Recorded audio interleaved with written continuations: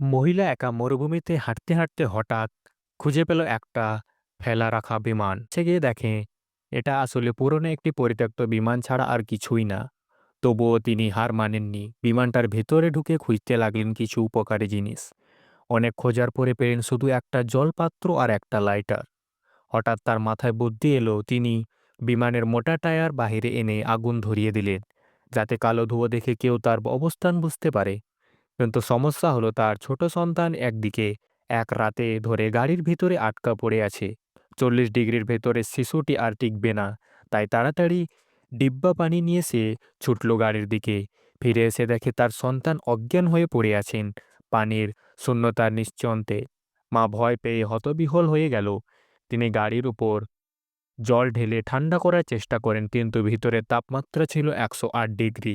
শুধু পানি ঢেলে কিছু হবে না।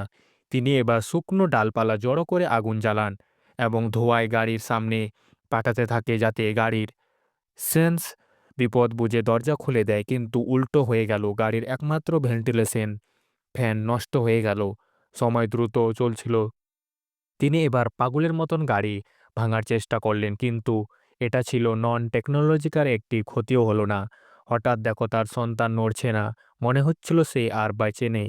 কান্নায় ভেঙে পড়ে মা, কিন্তু আচমকা শিশুটি একটু নড়ে ওঠে। আশা আবার জেগে ওঠে। ঠিক তখনই আগের সে ভয়ঙ্কর শেয়াল ফিরে এসে এবং তার উপর ঝাঁপিয়ে পড়ে। মা তাড়াতাড়ি গাড়ির নিচে ঢুকে পড়ে। শেয়াল তার পায়ে কামড়ে দেয়, কিন্তু হাতে থাকা যন্ত্র নিয়ে মারে এবং তাড়িয়ে দেয়।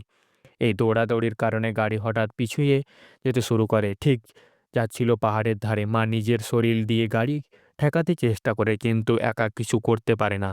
শেষ মুহূর্তে এটা বড় পাথর এনে গাড়ির চাকা আটকে দেয়। বাঁচল গাড়ি, বাঁচল শিশু, আপদ, কিন্তু গাড়ির দরজা এখনো খুলছে না। সময় ফুরিয়ে যাচ্ছে। শেষ পর্যন্ত মা এক ভয়ঙ্কর সিদ্ধান্ত নেয়। সে নিজের সমস্ত শক্তি দিয়ে গাড়িটাকে ধাক্কা দিয়ে শুরু করে পাহাড়ের দিকে।